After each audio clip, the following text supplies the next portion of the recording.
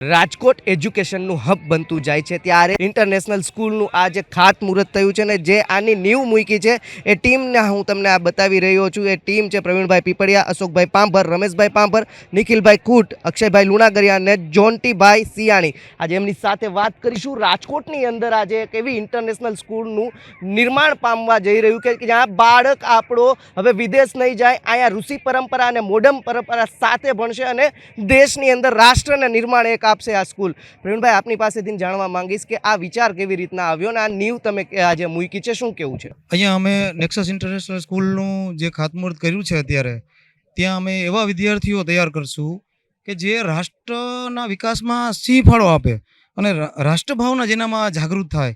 અમે એવા આશયથી આજે અમે નેક્સસ ઇન્ટરનેશનલ સ્કૂલ ચાલુ કરવા જઈ રહ્યા છીએ કે રાષ્ટ્રનું એક નિર્માણ થાય। સારો અત્યારે તકલીફ એ છે કે સારા સંસ્કાર નથી, પૈસા હે પણ સંસ્કાર નથી, જે અમે સંસ્કારની સાથે રાષ્ટ્રભાવના વિદ્યાર્થીમાં જગાડશું।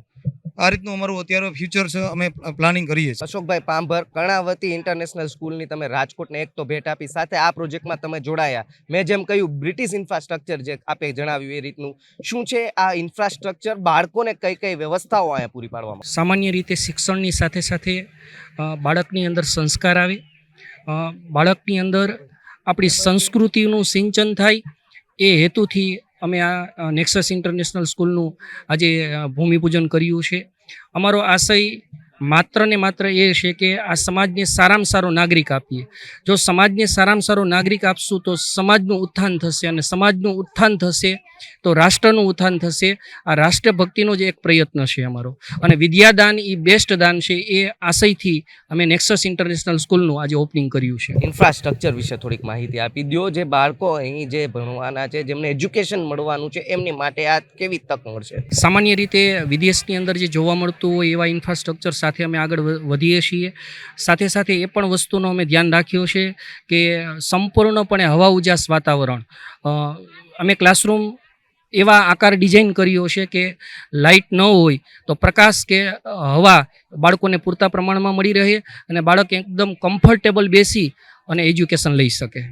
રમેશ સર, આપની પાસેથી જાણવા માંગશું, આજે બાળકો માટે એક કહેવાય ને ઋષિ પરંપરા અને મોડર્ન આ બંને કોમ્બિનેશન ભેગું કરીને તમે જ્યારે એક એનામાં સિંચન કરશો, શું કેવું છે? કઈ રીતની ટીચર ફેકલ્ટી અહીંયા રહેશે, વ્યવસ્થાઓ કઈ રીતની બીજી છે અહીં? નેક્સસ ઇન્ટરનેશનલ સ્કૂલ નર્સરીથી ધોરણ 12 સાયન્સ અને કોમર્સ, ઇંગ્લિશ મીડિયમ અને ગુજરાતી મીડિયમનું અમારું કાર્યક્ષેત્ર રહેશે।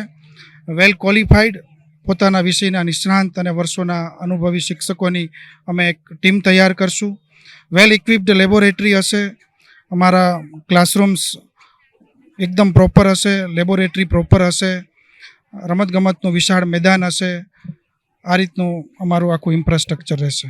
બિલકુલ, જે યુવાઓ આપની સાથે જોડાયા છે, નિખિલભાઈ, અક્ષયભાઈ, જોન્ટીભાઈ, આપ પણ આગળ આવી જાઓ। આપની પાસેથી પણ જાણવું છે, આજે બાળકોના વિકાસની અંદર તમારો પણ એક હવે અમૂલ્ય રોલ રહેવાનો છે, શું કેવું છે આજે આ તમે જ્યારે નીવ મૂકી છે એને?